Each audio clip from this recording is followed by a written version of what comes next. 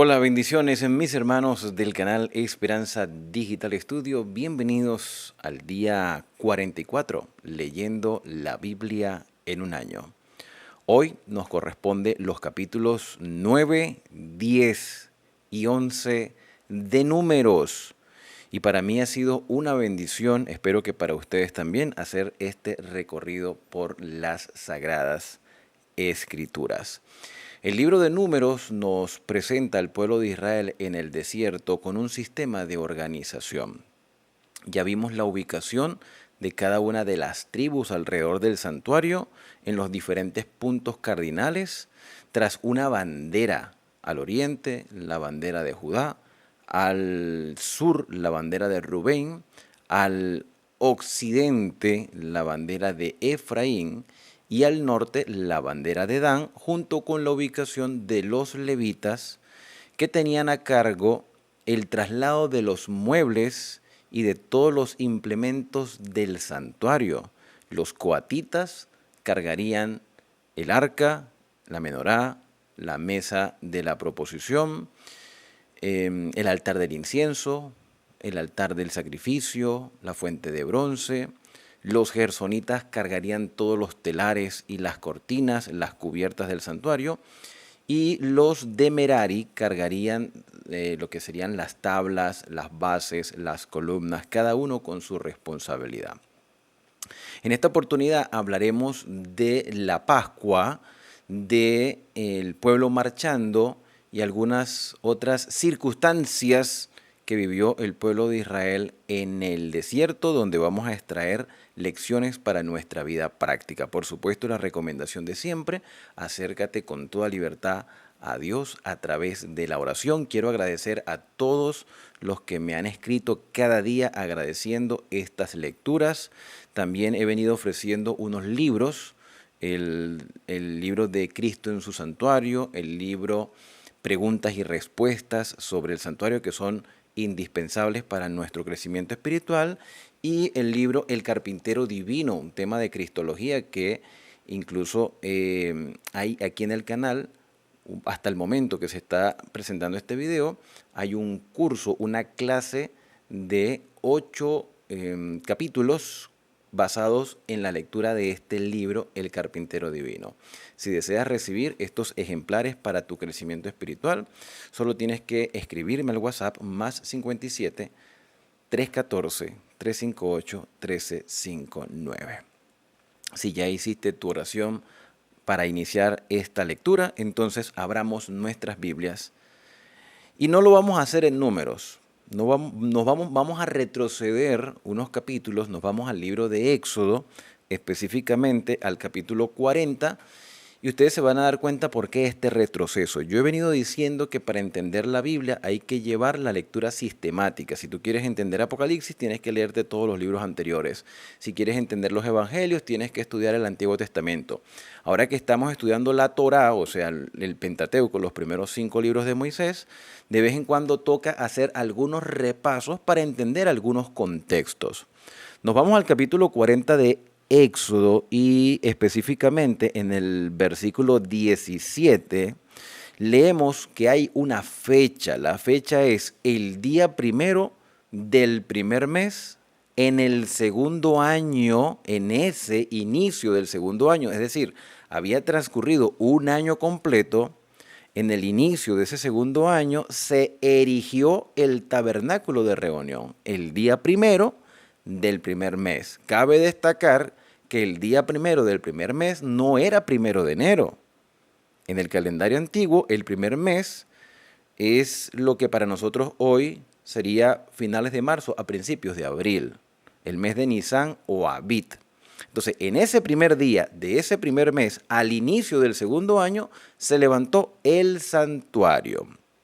Fue allí donde se le dio a los sacerdotes y a los levitas las instrucciones de los sacrificios y los rituales dentro del santuario. Fue allí donde Moisés dio las instrucciones para escribir el libro de Levítico. Ahora nos vamos al libro de Números y nos detenemos por un minuto en el capítulo número 1 de Números, donde hay una fecha.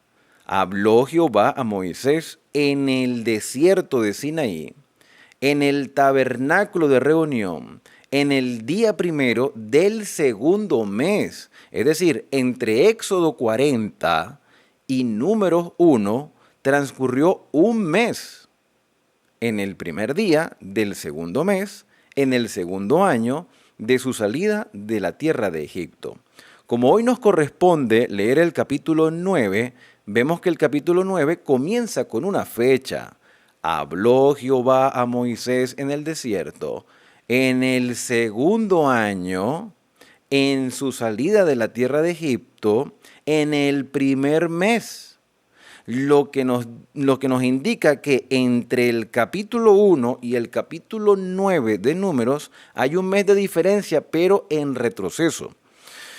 El capítulo 9 es un evento recordatorio de algo que ya había sucedido, o sea, una instrucción. El Señor instruyó a Moisés en el mes primero del segundo año, pero no fue sino hasta el siguiente mes cuando le instruyó con respecto al censo, que es lo que leímos en los primeros 8 capítulos.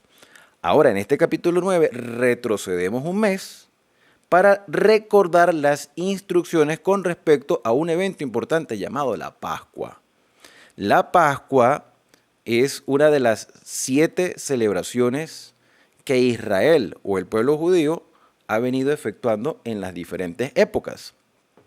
Pero la Pascua es la primera que celebró Israel cuando estaban en Egipto, cuando la muerte de los primogénitos, cuando se pintaron los postes y los dinteles de las puertas de Israel con sangre, y esa noche se celebró la Pascua. Pascua significa pasar por alto. El Señor pasó por alto las faltas de Israel y vio su obediencia y castigó a los egipcios, pero el pueblo de Israel no le pasó absolutamente nada.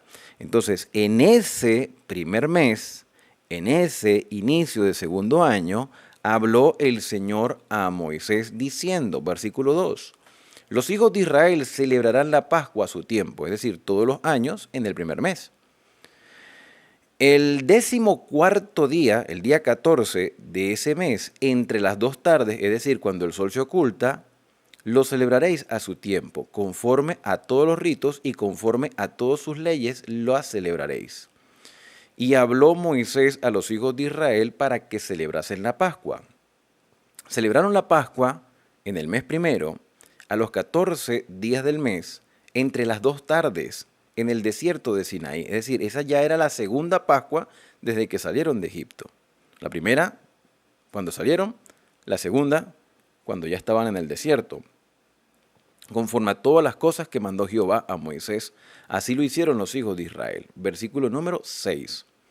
Pero hubo algunos que estaban inmundos a causa de muerto, y no pudieron celebrar la Pascua aquel día, y vinieron delante de Moisés y delante de Aarón aquel día, y le dijeron a aquellos varones, nosotros estamos inmundos por causa de muerto.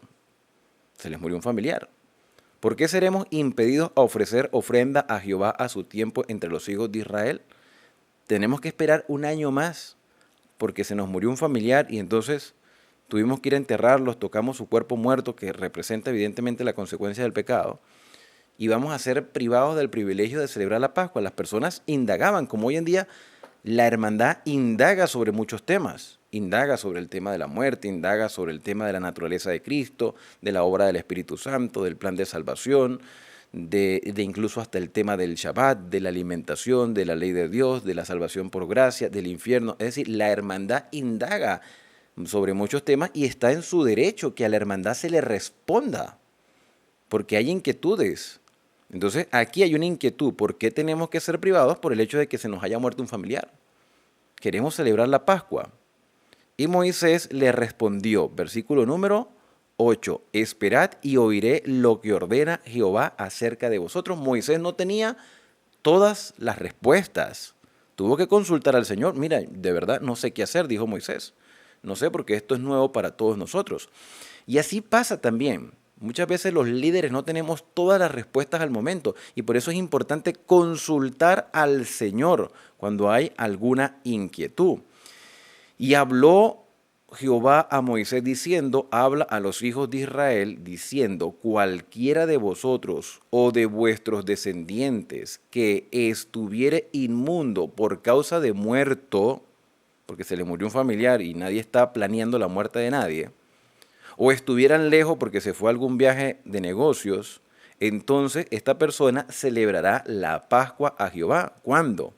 En el mes segundo, a los 14 días del mes, entre las dos tardes. El requisito es el mismo, el día 14, cuando el sol se oculta entre las dos tardes, no a la medianoche, entre las dos tardes, es decir, cuando el sol está declinando.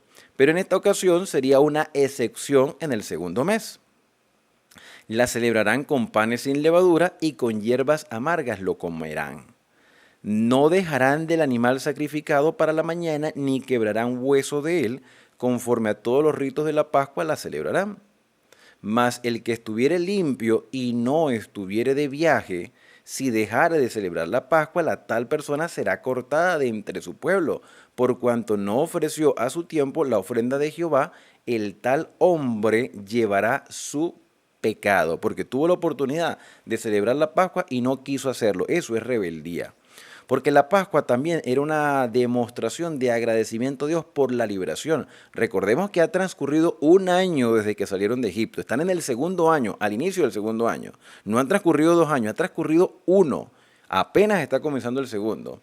Es decir, que estas personas tienen en su mente la información fresca de las plagas de Egipto, del cruce del Mar Rojo, de haber llegado al Mar Rojo perseguidos pero librados por el Señor, de haber visto caer el maná constantemente, de haber escuchado la voz de Dios en el monte Sinaí. Esta gente tiene la información fresca.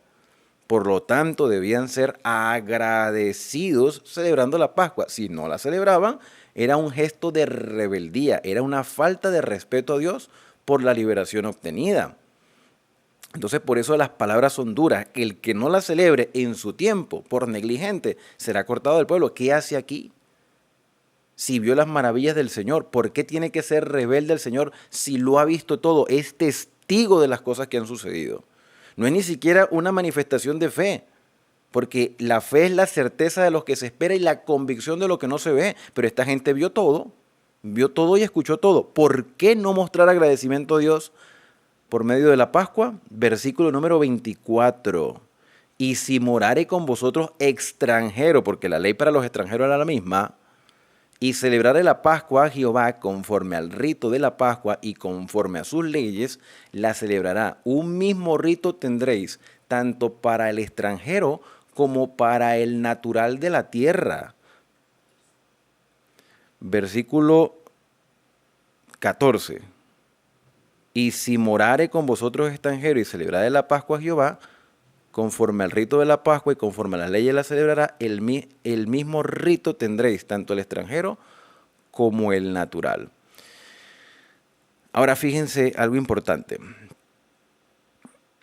Tanto el extranjero como el natural. Yo he escuchado en muchas ocasiones a líderes y a predicadores que dicen, no, todo lo que está en el Antiguo Testamento, eso no tiene nada que ver con las personas que viven en el siglo XXI, porque nosotros somos gentiles. Mire, los extranjeros eran gentiles, no eran israelitas. Al no ser israelitas, pues podían tener la excusa de decir, no, yo no soy israelita, pero estás morando en Israel. Estás adorando a Dios, estás aprendiendo del Señor. Estás viendo las maravillas del Señor. Como iglesia del siglo XXI también estamos viendo las maravillas del Señor. Hablamos de un Israel espiritual. Y hay personas que me preguntan con respecto a si se deben celebrar las fiestas. Yo pienso que las fiestas han tenido su cumplimiento en Cristo. Por eso les recomiendo el libro Cristo en su santuario, porque hay un santuario en el cielo y Jesucristo es el sumo sacerdote. Pero también estoy convencido de que estas celebraciones, como la Pascua, que representa el sacrificio que Cristo iba a hacer en la cruz, para pagar el precio del pecado de la humanidad, yo pienso que son temáticas que se deben recordar constantemente. Lo que nosotros llamamos Semana Santa el día de hoy, o Semana Mayor, que de santo que parece que lo que tiene es el nombre porque lo menos que hacen las personas es santificarse. Se van de fiestas, rumbas, viajes, bebidas. Pero como iglesia, nuestras iglesias deberían estar abiertas para recordar la Semana de Pascua. para ver lo que Jesús hizo en la Pascua y lo que la Pascua significó. De hecho, Jesús dijo, cuánto he deseado comer con vosotros esta Pascua antes de perecer. Y si el Señor Jesús tenía el anhelo de celebrar la Pascua, es por el significado que ésta tenía, porque Jesucristo era el Cordero Pascual. Vamos al versículo número 15. El día que el tabernáculo fue erigido, la nube cubrió el tabernáculo sobre la tienda del testimonio. Y a la tarde había sobre el tabernáculo como una apariencia de fuego, que por supuesto representa la presencia del Señor. Y esa apariencia de fuego estaba hasta la mañana. Así era continuamente. La nube lo cubría de día y de noche la apariencia de fuego. Eso es protección divina. Cuando se alzaba la nube del tabernáculo, los hijos de Israel partían, y en el lugar donde la nube se paraba, allí acampaban los hijos de Israel. Al mandato de Jehová los hijos de Israel partían, y al mandato de Jehová acampaban. Todos los días que la nube estaba sobre el tabernáculo, permanecían acampados. Cuando la nube se detenía sobre el tabernáculo muchos días, entonces los hijos de Israel guardaban las ordenanzas de Jehová y no partían. Y cuando la nube estaba sobre el tabernáculo pocos días, al mandato de Jehová acampaban, y al mandato de Jehová partían. Y cuando la nube se detenía desde la tarde hasta la mañana, o cuando a la mañana la nube se levantaba, ellos partían. Y si había estado un día y a la noche la nube se levantaba, entonces partían. O si 2 días, o un mes, o un año, o mientras la nube se detenía sobre el tabernáculo, permaneciendo sobre él, los hijos de Israel seguían acampados y no se movían. Mas cuando ella se alzaba, ellos partían. Al mandato de Jehová acampaban, y al mandato de Jehová partían, guardando las ordenanzas de Jehová, como Jehová lo había mandado por medio de Moisés. ¿Qué nos dice esto? Que ellos obedecían la voz de Dios. Moisés obedecía la voz de Dios. Si la nube o el fuego que representaban sobre el tabernáculo la presencia de Dios dentro de Israel, si la nube se movía, ellos no objetaban las decisiones del Señor, simplemente se movían. Y tenían que estar atentos, niños, mujeres, jóvenes, adultos, ancianos, líderes. Estar apercibidos para el movimiento. 1 día, 2 días, 3 días, un mes. Siempre estar apercibidos. ¿Cuál es la lección para la iglesia del siglo XXI? Tenemos líderes, es verdad. Y hay que respetarlos, siempre y cuando ellos hablen conforme a lo que Dios manda. Porque la ordenanza divina está por encima de cualquier orden humana. Si un líder dice, no, esto es así, pero la Biblia dice otra cosa, recordemos las palabras de Santiago, de Juan y de Pedro. Es necesario obedecer a Dios antes que a los hombres.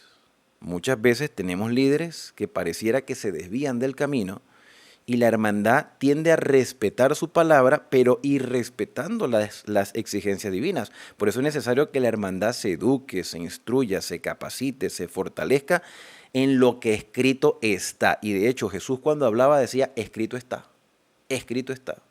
Entonces nuestra norma de conducta es la Biblia y no la voz de quien dirige una congregación, al menos que esta persona sea dirigido por el Señor conforme a su palabra, con un escrito está. Es necesario que hagamos lo que el Señor dice. Vamos de inmediato entonces al capítulo 10. Fíjate cómo se comunicaban ellos, porque si la nube se movía, debía haber personas que estuviesen pendientes del movimiento de la nube, porque las personas, el pueblo de Israel estaba en sus quehaceres, las mujeres cocinando, los hombres quizás arriando el ganado, los niños jugando. Entonces, ¿cómo iban a saber si la nube se movía? Había personas que estaban dedicados a hacer vigilancia, a ser centinelas, a ser atalayas, a ser los vigías. ¿Y cómo estos vigías se comunicaban con la población para decirle la nube se está moviendo? A través de unas trompetas. Habían 2 trompetas en Israel. Trompeta en hebreo es shofar. Había shofares, trompetas que eran de cuernos de animales, y había otros shofares, otras trompetas que eran de plata. Y aquí, al inicio de este capítulo 10, se mencionan las trompetas de plata. Versículo número 1. Jehová habló a Moisés diciendo: hazte 2 trompetas de plata, 2 shofares de plata. De obra de martillo la harás, las cuales te servirán para convocar a la congregación y para hacer mover los campamentos. Y cuando las tocaren, toda la congregación se reunirá ante ti a la puerta del tabernáculo de reunión. O sea que había personas que tenían la responsabilidad de tocar las trompetas. Y según el sonido de la trompeta se sabía si había que marchar o había que ir a una reunión. Mas cuando se tocare una sola de estas trompetas, entonces solo se congregarán ante ti los príncipes, los jefes de los millares de Israel. Y cuando tocareis alarma, entonces moverán los campamentos de los que están acampados en el oriente. Como ya leímos los capítulos anteriores y sabemos quiénes son los que estaban en el oriente, la bandera de Judá y 2 tribus más. Estos eran los primeros en comenzar la marcha. Una vez que se había confirmado con el toque de trompeta el movimiento de la nube o del fuego, los primeros eran los que estaban en el lado oriental, Judá y 2 tribus más. La referencia que tenemos es la bandera de Judá. Y cuando tocaren alarma por segunda vez, entonces se moverán los campamentos que están acampados al sur. ¿Quiénes son? Ya los leímos aquí en Números. Los de la bandera de Rubén y 2 tribus más. Estaban hacia el sur. Alarma tocarán para sus partidas, pero para reunir la congregación tocaréis, mas no con sonido de alarma. Y los hijos de Aarón, los sacerdotes, tocarán las trompetas. Y cuando se habla de estas trompetas, a diferencia de las primeras que se mencionaron en los primeros versículos, que eran de plata, esta trompeta que toca Aarón es un shofar, un cuerno de carnero, un cuerno de animal. El toque era diferente. Los sacerdotes tocarán las trompetas, los shofares, y las tendréis por estatuto perpetuo por vuestras generaciones. Fíjate que esto es tan importante que el libro de Apocalipsis habla del toque de los 7 shofares, de las 7 trompetas. Y a veces se confunde el toque de las 7 trompetas de Apocalipsis con eventos futuros. Cuando tú comprendes la profecía bíblica y lo que significan los shofares, te darás cuenta que a lo largo de la historia estos shofares ya han venido sonando.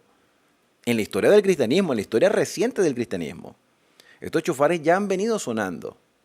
¿Y cómo lo sabemos? Bueno, yo te invito a que puedas ver las explicaciones que hice en este canal sobre el libro de Apocalipsis y te sorprenderás cuándo y cómo han venido sonando las trompetas. Y te puedo decir, adelantarte, que en este momento, en el mundo en que estamos viviendo, en la época en que estamos viviendo, hay una trompeta que está sonando. ¿Cuál es? En el video de Apocalipsis te lo explico con todo detalle. Aquí los puedes encontrar gratuitamente. Buscas Apocalipsis, Esperanza Digital Estudio y lo vas a conseguir. Bueno, dice el versículo número 9, y cuando saliereis a la guerra en vuestra tierra contra el enemigo que os molestare, tocaréis alarma con las trompetas, con los shofares, porque las trompetas de plata eran para marchar, pero aquí estamos hablando de guerra, y aquí se toca es el shofar, el cuerno, y seréis recordados por Jehová vuestro Dios, y seréis salvos de vuestros enemigos, porque la gente se apercibe, diferencia el toque del shofar al toque de la trompeta de plata. Y en el día de vuestra alegría, es decir, en las fiestas solemnes, la Pascua, el Yom Kippur, el Rosh Hashanah, el Sukkot, el Pentecostés, en el día de vuestra alegría y en vuestras solemnidades, y en los principios de los meses, tocaréis las trompetas sobre vuestros holocaustos y sobre los sacrificios de paz, y os serán por memoria delante de vuestro Dios, yo Jehová vuestro Dios. Así que para diferenciar si era para marchar o era para la guerra o era para la celebración de fiesta, el toque era diferente y la trompeta era diferente. A veces se tocaban las dos trompetas de plata, a veces se tocaba una sola trompeta de plata o a veces se tocaban los chofares con unas diferentes tonalidades que las personas entendían para qué sonaba el chofar o para qué sonaba la trompeta de plata. En una ocasión yo trabajé en la Gran Sabana con los indígenas en Venezuela y habían dos sistemas que dominaban las comunidades indígenas. Creo que todavía eso funciona de esa manera. Está el sistema religioso y el sistema político-civil. El político civil estaba a cargo de un capitán o de un cacique dentro de la comunidad indígena. Y el poder religioso estaba, aparte del pastor de la iglesia, estaba también un dirigente de la misma iglesia de los indígenas que tenía un cargo de responsabilidad. En algunos lugares se le llama primer anciano, pero era el líder local. Para las reuniones religiosas o para las reuniones civiles, políticas, la comunidad tocaba o emitía el sonido de un cuerno de un toro. Y según el toque del cuerno se sabía si era reunión religiosa o reunión civil. Y yo vi eso, yo lo escuché. Yo vi cómo ellos tocaban los chofares y dependiendo del tono, ellos sabían a qué reunión tenían que ir. Y eso me hizo pensar en Israel en el desierto. Israel sabía cuándo una trompeta era para marchar, cuándo una trompeta era para una celebración o cuándo una trompeta era para la guerra según el sonido de estas trompetas. Ahora, para entender el sonido de las trompetas, y esto es lo que nos va a ayudar a entender Apocalipsis, hay que conocer al Señor, hay que conocer su voluntad, hay que conocer la circunstancia en los tiempos que estamos viviendo.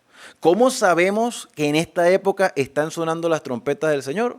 Por eso te digo, anda y visita las explicaciones que doy en este canal sobre las profecías. Pero según lo que está sucediendo en el mundo, sabemos a la luz de la Escritura que las trompetas ya han venido sonando y están sonando y sonarán hasta el día en que Cristo venga a buscarnos.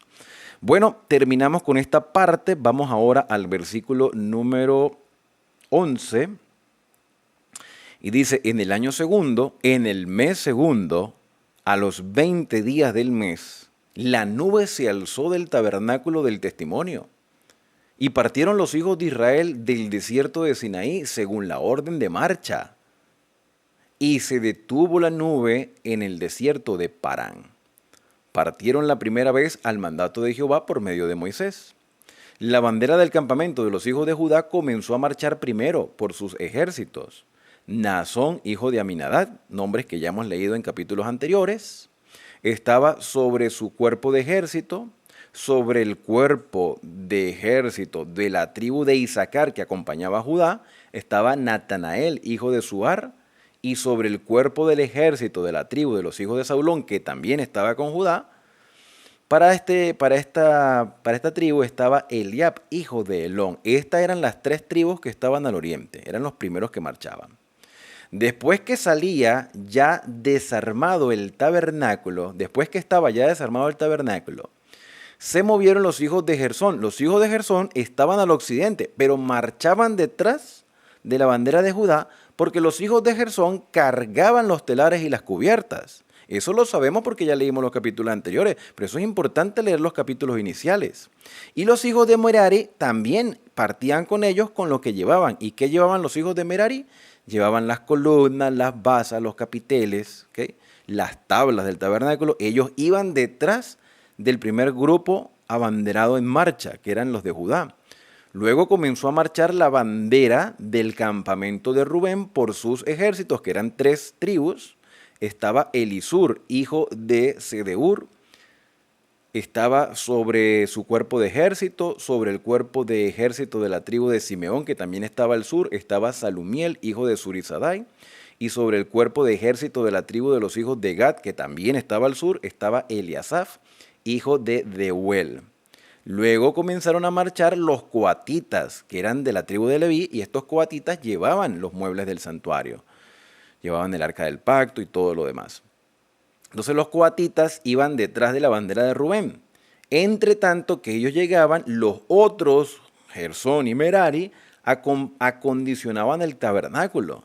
Después comenzó a marchar el campamento de los hijos de Efraín, que estaban en el lado occidental, con sus ejércitos, y Elisama, hijo de Amiud, estaba sobre el cuerpo de ejército, sobre su cuerpo de ejército, sobre el cuerpo del ejército de la tribu de Manasés estaba Gamaliel, hijo de Pedasur, y sobre el cuerpo del ejército de la tribu de los hijos de Benjamín estaba Abidán, hijo de Gedeoni.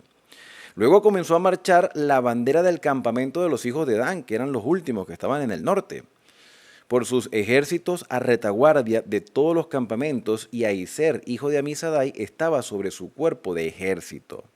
Sobre el cuerpo de ejército de la tribu de Aser, que acompañaba esa bandera, estaba Pagiel, hijo de Ocram. Y sobre el cuerpo de ejército de la tribu de los hijos de Nestalí, estaba Ahira, hijo de Enán. Este era el orden en que marchaban los hijos de Israel por sus ejércitos cuando partían. Esto lo que hace es reconfirmar lo que ya hemos venido estudiando en los capítulos anteriores. Versículo 29. Entonces dijo Moisés a Obad. Obad, y esto es importante leerlo con calma, Obad era hijo de Rauel madianita. A Rauel se le describe como suegro de Moisés porque es el mismo Jetro. Jetro se le conoce con dos nombres, Jetro o Reuel. Pero Reuel era su nombre hebreo, o el nombre hebreo con lo que Moisés lo describía. Pero Rauel era su nombre madianita. Entonces, estos nombres, aunque varíen un poco, solo describen a la misma persona. Jetro, Reuel o Rauel era el suegro de Moisés y era padre de Obad. Obad era el cuñado de Moisés. ¿Qué le dice Moisés a su cuñado? Nosotros partimos para el lugar del cual Jehová ha dicho, yo os lo daré. Ven con nosotros, le dice Moisés, y te haremos bien, porque Jehová ha prometido el bien a Israel. Y él respondió, no iré. Yo me voy para Madián, me voy por otro lado, o sea, yo no voy a ir con ustedes. Pero este hombre, Obad, o Jobad, era un hombre temeroso de Dios. Y él le dice, mira, yo no voy a ir, sino que me marcharé a mi tierra y a mi parentela. Y él le dijo, te ruego que no me dejes, porque tú conoces los lugares donde hemos de acampar en el desierto, y nos serás en lugar de ojos. Los ojos debían ser el Señor. Jehová debía dirigir al pueblo de Israel. Pero fíjate cuán importante es que las personas sean colaboradores en el servicio de Dios. Hay hermanos y hermanas, amigos, que tienen muchos talentos o que tienen muchas cualidades positivas en sus profesiones, en sus áreas, y son especialistas en muchas cosas. Este Obad era especialista en conocer el territorio. Pero pudiéramos hablar de falta de fe por parte de Moisés por querer confiar en Obad, su cuñado, en lugar de confiar en los movimientos de la nube. Por supuesto que no, porque Dios dirige su iglesia. Pero Dios tiene un liderazgo que debería estar conforme a la voluntad del Señor, donde se pueden aprovechar talentos de muchas personas para que el servicio del Señor sea cada vez mejor. Hay personas que son expertas en temas musicales, y cuán importante es que se entienda con una instrucción adecuada a la Escritura, se entienda cómo deben presentarse mejor nuestras alabanzas. ¿Por qué no buscar un profesional en el área musical que nos enseñe vocalización, instrumentación? Y no necesariamente tiene que ser de nuestra iglesia, pero son profesionales en su área. Si nosotros unimos el profesionalismo de personas en otras áreas, unidos a la verdad presente sin vender nuestros principios, se podrán hacer mejor las cosas. Lo mismo puede ocurrir en muchas otras áreas. Estoy mencionando la música por mencionar alguna, pero en muchas otras áreas se puede aprovechar el talento y la capacidad de profesionales unidos a la verdad presente.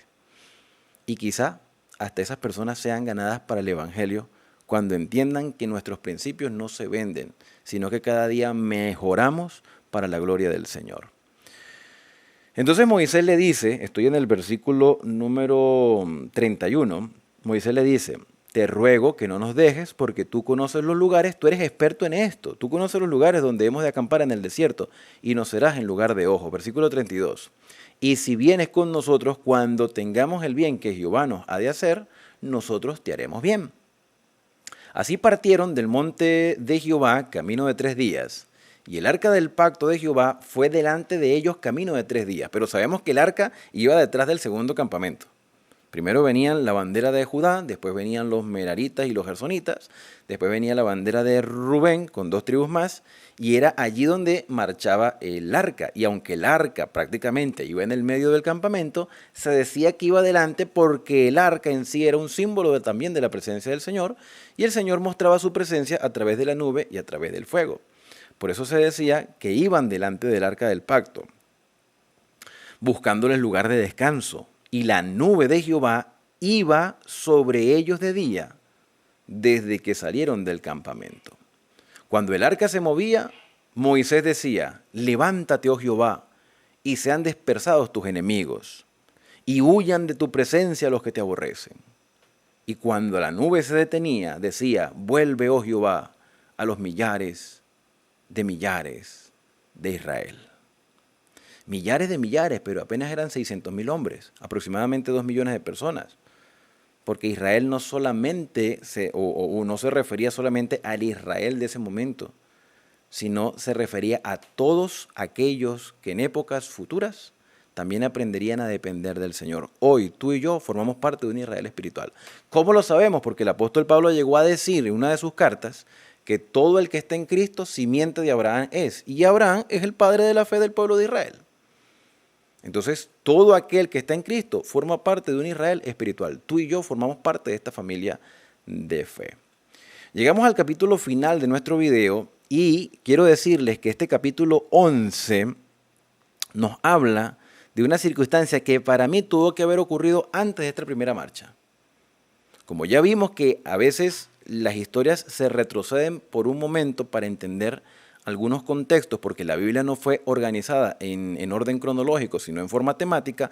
Para mí este evento, para mí, fue un evento que ocurrió antes de la primera marcha, antes de la organización. Sí, ¿pudo haber ya estado establecido el santuario? Posiblemente sí, aunque se habla de una tienda de reunión previa al santuario, que es la tienda de reunión que posiblemente se menciona aquí. Pero sea como fuese, si fue un evento continuo o fue un evento pasado, la lección es muy importante para nosotros. Y es la glotonería en el desierto a causa de las codornices. Y esas codornices vinieron como parte de un clamor. Entonces vamos a leer. Aconteció que el pueblo se quejó a oídos de Jehová. Se quejó, pero ya hace rato que venían viendo bendiciones del cielo. La gente se queja. Y Jehová oyó y se ardió en ira, porque esto es una muestra de desagradecimiento. Se encendió en ellos fuego de Jehová y consumió uno de los extremos del campamento, ¿cuál? No sabemos. Pero uno de los extremos del campamento fue quemado. Entonces el pueblo clamó a Moisés y Moisés oró a Jehová y el fuego se extinguió. Y llamó a aquel lugar Tabera, porque el fuego de Jehová se encendió en ellos. Y la gente extranjera, los extranjeros, la población mixta que se mezcló con ellos, tuvo un vivo deseo, es decir, egipcios o de otras nacionalidades, pero estaban y formaban parte del pueblo de Israel y habían visto las maravillas del Señor, cruces del Mar Rojo y muchas otras cosas más. Entonces, esta gente empezó a infundir ciertas incomodidades. Miren lo que pasó. Tuvieron un vivo deseo y los hijos de Israel también volvieron a llorar y dijeron, ¿quién nos diera a comer carne? ¿Será que no habían corderos? ¿Será que no habían becerros? ¿Será que no habían chivos? ¿Será que no habían cabras? Claro que sí había. Entonces, ¿por qué dicen, ¿quién nos diera a comer carne? A veces somos un poco inconformes con los que tenemos y a veces somos demasiados críticos y no vemos las bendiciones que el Señor nos ha puesto delante. Y esta gente empezó a clamar porque querían comer carne. ¿Por qué no se comían los animales si vimos que hubo una ofrenda gigantesca donde cada uno de los príncipes de Israel presentó incluso hasta más de 20 animales? 5 corderos, 5 carneros, 2 becerros y bueno, machos cabríos, 5 también, que fueron los animales para la dedicación del santuario. ¿Será que las personas no tenían suficientes animales como para consumir o no se los querían consumir pensando que al comérselo quizás más adelante les iba a hacer falta? No lo sabemos. Pero aquí la gente se quejó porque querían comer carne. Y expresan en el versículo número 5, nos acordamos del pescado, querían comer pescado. Nos acordamos del pescado que comíamos en Egipto de balde, en vano. O sea, ay, ¿cuánto deseamos volver a comer pescado de Egipto? De los pepinos, los melones, los puerros, la cebolla, los ajos. Y ahora nuestra alma se seca, pues nada hay sino este maná que ven nuestros ojos. Más adelante se le describe como este pan tan liviano. En otro relato, qué pan tan liviano. ¿Qué? O sea, esto es una muestra de falta de respeto, de desagradecimiento. Hermano, pan que cae del cielo. ¿Qué mejor alimentación que el pan que cae del cielo? Pero esta gente quería pescado y se acordaban de las ollas de carne que comían en Egipto. Eso también lo habíamos visto en el libro de Éxodo. Ay, nos acordamos de las ollas de carne. Bueno, y ustedes no eran esclavos. Ustedes no eran que le daban latigazo todos los días. Ustedes no eran que vivían en situaciones precarias. Entonces, ¿cómo es que anhelan volver a Egipto? ¿O es que en Egipto cuando tenían también estas cosas se quejaban? Porque la naturaleza humana es quejosa. Y hoy en día vemos también congregaciones que por todo se quejan, o sociedades que por todo se quejan. Y aquí Dios los está alimentando, no se estaban muriendo de hambre. Lo que querían era como esa ansiedad, o tenían esa ansiedad de comer otras cosas. Bueno, lo cierto es que a pesar de eso, el Señor satisfizo su deseo, porque les dio a comer carne. Y fíjate lo que dice más adelante. Versículo número 7. Era el maná como semilla de culantro o de la familia del cilantro. Por ahí estuve investigando que es como de la familia del cilantro. La semilla del cilantro es redondita, pequeña, pero parece que esta era un poquito más grande. Era de un color bedelio. Color bedelio es a veces como amarillento, pálido, tirando casi como un marroncito claro. ¿Sí? Hay quienes dicen que es muy probable que el maná sea muy semejante a lo que hoy son las hojuelas de maíz que venden de la marca esta Kellogg's, Corn Flakes de Kellogg's. Hay quienes dicen, no lo sabemos porque nadie ha visto el maná, pero sería una referencia. El pueblo se esparcía y recogía el maná y lo molían en molinos o lo majaban en morteros y lo cocían en calderas o hacían de él tortas. Y su sabor era como el sabor del aceite nuevo. En otras partes, en Éxodo principalmente, se dice que era como miel. Imagínate comer cosas con sabor a miel y que pudieras hacer tortas y panes y todo y hacer muchas cosas con eso, con pan que caía del cielo. Pero no, ellos querían comer carne, pero no la carne de los animales que tenían, sino que Dios les mandara carne. Y cuando descendía el rocío sobre el campamento de noche, el maná descendía sobre él y oyó Moisés al pueblo que lloraba por su familia, porque querían comer carne, cada uno a la puerta de su tienda, y la ira de Jehová se encendió en gran manera. También le pareció mal a Moisés esta actitud. A todos nos parece mal, pero a veces somos así. Y dijo Moisés a Jehová, ¿por qué has hecho este mal a tu siervo? ¿Por qué no he hallado gracia en tus ojos que me has puesto la carga de todo este pueblo sobre mí? Concebí yo este pueblo, lo engendré yo para que me digas, llévalo en tu seno como lleva la cría al que mama, o a la tierra de la cual juraste a sus padres. ¿De dónde conseguiré yo carne para dar a todo este pueblo? Porque lloran a mí diciendo, danos carne que comamos. No puedo yo solo soportar este pueblo, que me es pesado en demasía. Pobre Moisés. Y si así lo haces conmigo, tú conmigo, yo te ruego que me des la muerte si he hallado gracia en tus ojos y que yo no vea este mal. Señor, esta responsabilidad no es mía, es tuya. Yo creo que Moisés, con todo el dolor que tenía y con las palabras quizás que dijo, tenía una buena intención de decirle al Señor, Señor, yo en realidad no tengo la capacidad porque estoy limitado. Tú eres el que dirige este pueblo. Y así debemos ser los líderes o los que tienen responsabilidades eclesiásticas. Ustedes no se imaginan lo duro, lo difícil muchas veces que es dirigir una congregación. Y a veces hay pastores que se deprimen. Ciertamente yo he sido muy duro y muy crítico con el liderazgo eclesiástico y lo seguiré siendo hasta el día en que Cristo venga. Pero también soy consciente que los verdaderos pastores sacrificados, que se entregan por completo a la obra del Señor, llegan incluso a estar deprimidos. ¿Por qué? Porque la carga de dirigir gente, la responsabilidad de orientar y de capacitar y de trabajar con voluntarios a veces es demasiado pesada y solamente la entiende quien la vive. Entonces Moisés pues se expresa al Señor y dice el versículo número 16, entonces Jehová dijo a Moisés, reúneme 70 varones de los ancianos de Israel, que tú sabes que son ancianos del pueblo, y sus principales, y tráelos a la puerta del tabernáculo de reunión, y estate allí y esperen allí contigo. Y yo descenderé y hablaré allí contigo, y tomaré del espíritu que está en ti, y pondré en ellos, y llevarán contigo la carga del pueblo, y no la llevarás tú solo. ¿Sabes por qué me hace recordar que este evento es tardío? Por el mismo consejo que Jetro le dio a Moisés, que Moisés llevaba la carga solo, y Moisés después, con el consejo de Jetro, comisionó a algunos y a otros para que tuvieran también ellos las responsabilidades. Es muy probable que unido al consejo de Jetro haya estado la orden divina de distribuir responsabilidades.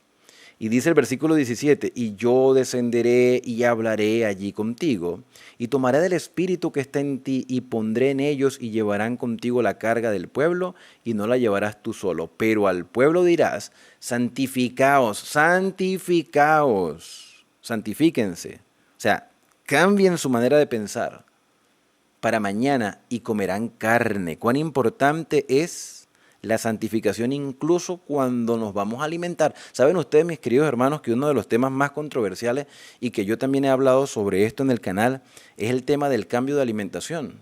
Cuando hablamos del tema de las carnes limpias, de las carnes inmundas, de intentar dejar el consumo de carne en exceso.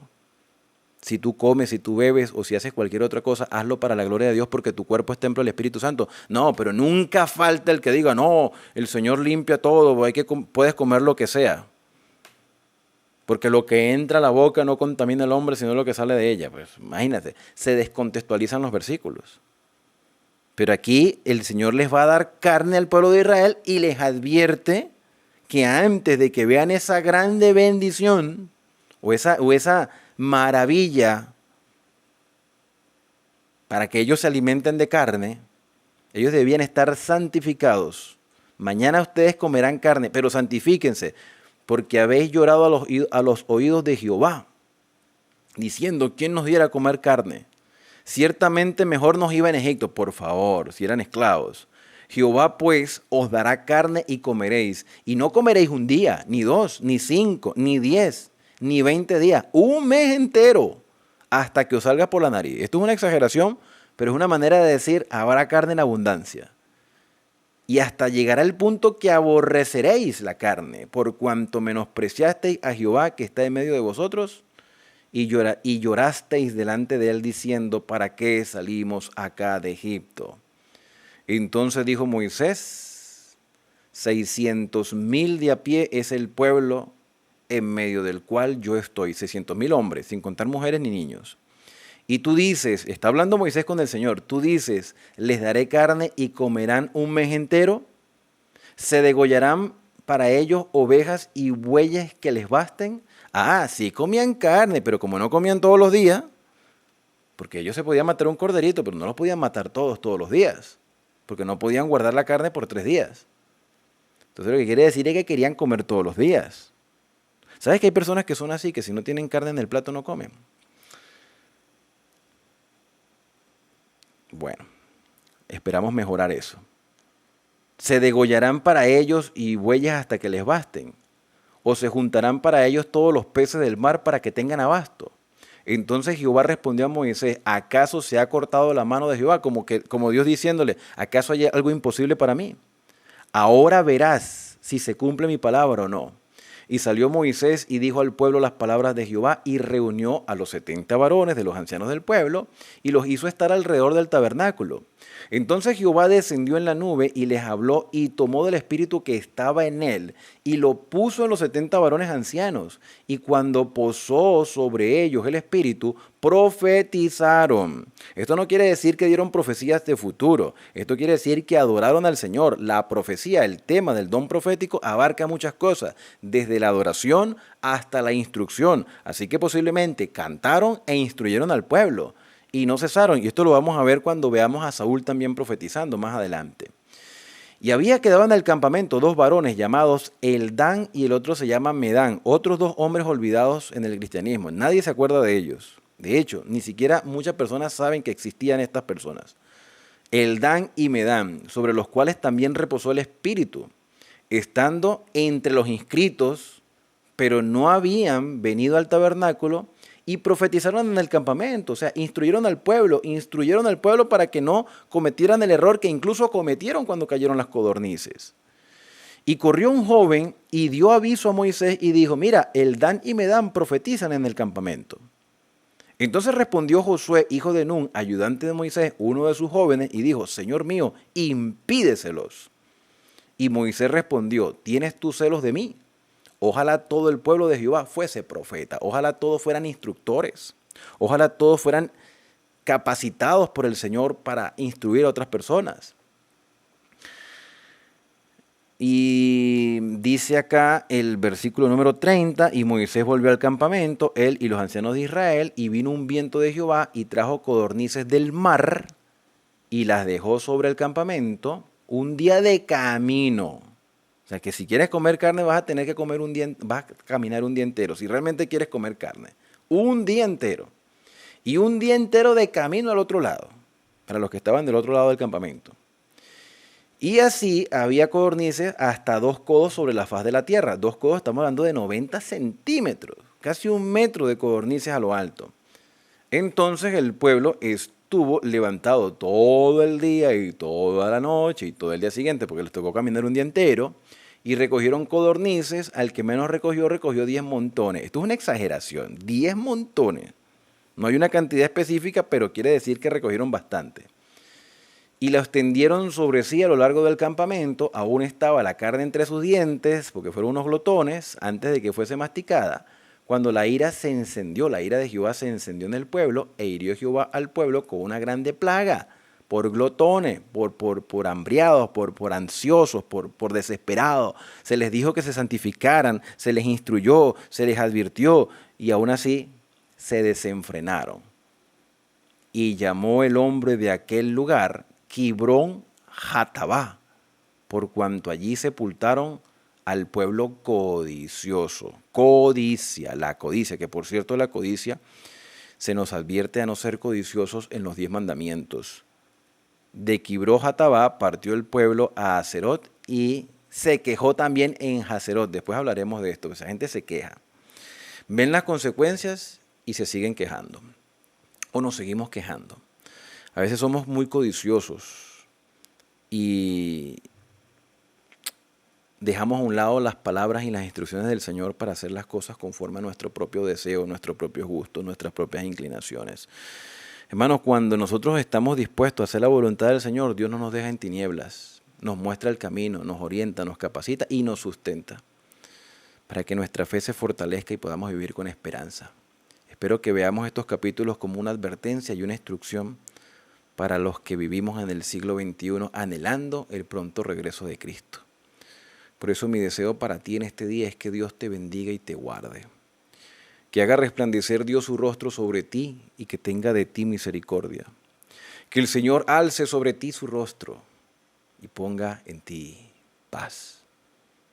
La invitación es para que me puedas acompañar en un próximo estudio y lectura de la Biblia, aquí en Esperanza, el canal de las Sagradas Escrituras. No olvides suscribirte, activar las notificaciones y compartir estos videos con otras personas. Shalom para todos y nos vemos en un próximo video.